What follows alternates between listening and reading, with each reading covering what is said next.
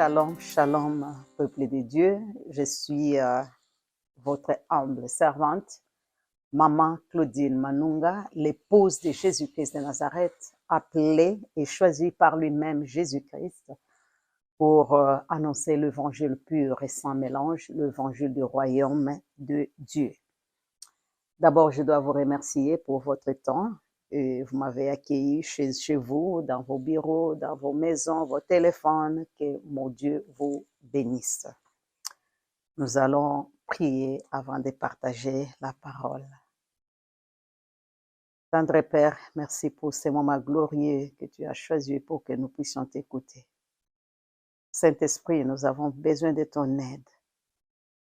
Chasse de nous la distraction et prends contrôle de nos pensées et nos oreilles afin que nous puissions t'écouter. Parle-nous, Père, au nom de Jésus, nous t'avons ainsi prié. Amen. Les messages d'aujourd'hui se trouvent dans le livre de Jean, au chapitre 20, versets 11 à 18. Jean 20, 11 à 18. Il s'agit du message de la résurrection de Jésus. Je vais lire pour nous, au nom de Jésus. Cependant, Marie se tenait dehors, près du sépulcre, et pleurait. Comme elle pleurait, elle se baissa pour regarder dans le sépulcre. Et elle vit deux anges vêtus de blanc, assis à la place où avait été couché le corps de Jésus, l'un à la tête, l'autre aux pieds. Ils lui dirent, femme, pourquoi pleures-tu? Elle répondit, parce qu'ils ont enlevé mon Seigneur, et je ne sais où ils l'ont mis. En disant cela, elle se retourna et elle vit Jésus debout, mais elle ne savait pas que c'était Jésus. Jésus lui dit, femme, pourquoi pleures-tu? Que cherches-tu? Elle pensa que c'était le jardinier, lui dit, Seigneur, si c'est toi qui l'as emporté, dis-moi où tu l'as mis, et je le prendrai. Jésus lui dit, Marie. Elle se retourna et lui dit en hébreu, Rabouni, c'est-à-dire maître. Jésus lui dit, ne me touche pas, car je ne suis pas encore monté vers mon Père, mais va trouver mes frères et dis-leur que je monte vers mon Père et votre Père, vers mon Dieu et votre Dieu. Marie de Magdala alla annoncer aux disciples qu'elle avait vu le Seigneur et qu'il lui avait dit ces choses. Amen. Frères et sœurs, ça c'est un message qui me comble de la joie. Moi, personnellement, je pense que dans tout ce que Jésus avait fait, s'il y a un message vraiment, tout était important, mais le message le plus important, c'est le message de sa résurrection. Parce que si Jésus n'était pas ressuscité, je pense, donc personne d'entre nous n'allait voir Dieu. On serait toujours là en bas, on vit, après la mort, on descend là-bas et le diable nous joue avec nous, nous menace comme il a toujours fait à tous les chrétiens. Mais ces jours-là à Golgotha, c'était une journée formidable.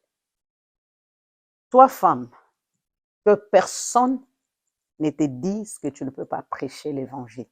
Cet évangile, cette nouvelle si formidable de la résurrection de Jésus était annoncée par une femme. Ce n'est pas un homme qui avait annoncé ceci. Si nous pouvons lire dans le livre de Matthieu 17, je crois au verset 9, oui, Matthieu 17, 9, on nous parle de la transfiguration de la montagne. Et vous savez que quand Jésus était parti là-bas avec Jean, Jacques et Pierre, Quand il descendait, Jésus avait dit à Jean-Jacques et Pierre qu'il va mourir et 3 jours après, il sera ressuscité. Mais bizarrement, après la mort de Jésus, Jésus est enterré, tous ses disciples à qui Jésus avait dit que 3 jours après, il ressuscitera de mort, tous étaient partis dans leur business, péché. Mais nous voyons une femme très reconnaissante de ce que Jésus avait fait en elle, Marie-Madeleine. Elle ne pouvait pas dormir. La Bible dit qu'elle se réveille très tôt matin pour aller voir son Créateur, son Dieu. Et arrivée là-bas, Marie constate une chose, que la pierre qu'on avait mis devant la tombe de Jésus n'était plus là. La pierre était déplacée. Et quand elle regarde dedans, elle voit des anges assis, l'autre vers la tête, l'autre vers le pied, là où était allongé le corps de Jésus. Et voilà maintenant Marie qui prophétise la résurrection de Jésus indirectement. Au verset 13, d'abord, quand elle a vu ces anges-là, et puis le verset 13 dit, ils lui dirent, « Femme, pourquoi pleures-tu » Elle leur répondit, « Parce qu'ils ont enlevé mon Seigneur, et je ne sais là où ils l'ont mis. » Et elle continue en disant cela, et elle se retourna et elle vit Jésus debout, mais elle ne savait pas que c'était Jésus. Jésus lui dit, « Femme, pourquoi pleures-tu? Qui cherches-tu? » Elle pensait que c'était les jardiniers et lui dit, « Seigneur, si tu sais, si c'est toi, pardon, qui l'as emporté, dis-moi où tu l'as mis et je les prendrai. » Tu vois, il y a Marie qui est en train de prophétiser la résurrection de Jésus sans toutefois le savoir. Elle parle d'un Jésus ressuscité. Elle ne parle pas du corps de Jésus. On a enlevé mon Seigneur et je ne sais où ils l'ont mis.